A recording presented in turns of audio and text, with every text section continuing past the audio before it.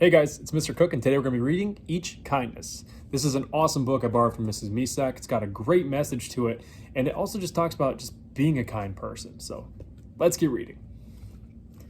Each Kindness by Jacqueline Woodson, illustrated by E.B. Lewis. That winter, snow fell on everything, turning the world a brilliant white. One morning, as we settled into our seats, the classroom door opened and the principal came in. She had a girl with her, and she said to us, "This is Maya." Maya looked down at the floor. I think I heard her whisper, "Hello." We all stared at her. Her coat was open and the clothes beneath it looked old and ragged.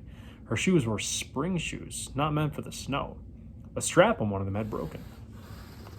She looked a little sad in this picture, kind of scared too. Our teacher, Miss Albert, said, "Say good morning to our new student," but most of us were silent. The only empty seat was next to me, and that's where our teacher put Maya. And on the first day, Maya turned to me and smiled. But I didn't smile back. I moved my chair, myself, and my books a little further away from her, and when she looked my way, I turned to the window and stared out at the snow. And every day after that, when Maya came into my classroom, I looked away and didn't smile back. Doesn't seem too nice on that girl's part.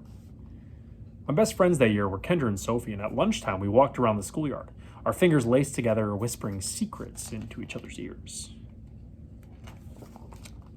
One day, while we were near the slide, Maya came over to us. She held open her hand to show us the shiny jacks and tiny red balls she'd gotten for her birthday. "It's a high bouncer," she said, but none of us wanted to play. So Maya played a game against herself.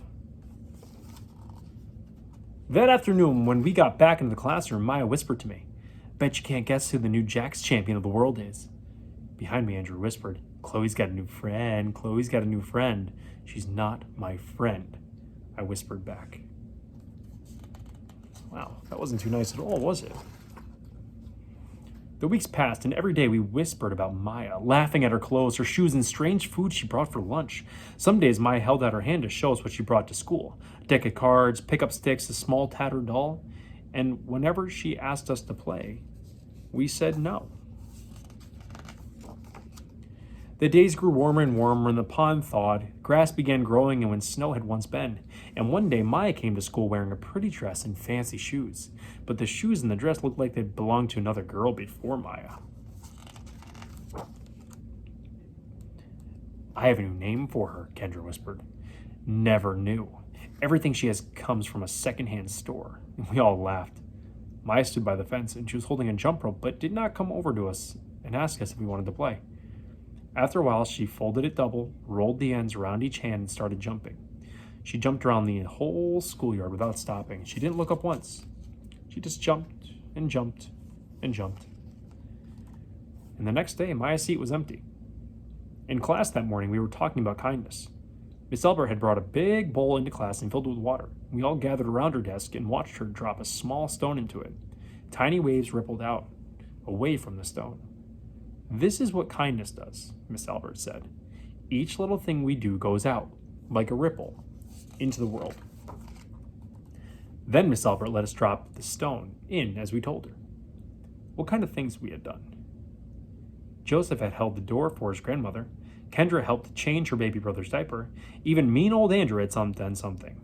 "And I carried teacher's books up the stairs," he said, and Miss Albert said it was true. I stood there holding Miss Albert's rock in my hand, silent. "Even small things count," Miss Albert said gently. But I couldn't think of anything, and I passed the stone on.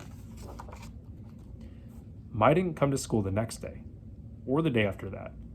Each morning I walked to school slowly, hoping this would be the day Maya returned, and she'd look at me and she would smile.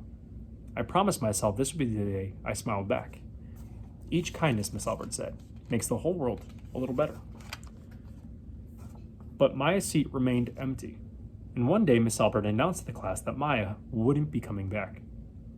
Her family had to move away, Miss Albert said. Then she told us to take out our notebooks, because it was time for spelling. That afternoon, I walked home alone, and when I reached the pond, my throat filled with all the things I wish I would have said to Maya. Each kindness I had never shown. I threw small stones into it over and over, watching the way the water rippled out and away, like each kindness, done and not done, like every girl somewhere, holding a small gift out to someone, and that someone turning away from it. I watched the water ripple as the sun set through the maples, and the chance of kindness with Maya became more and more forever gone.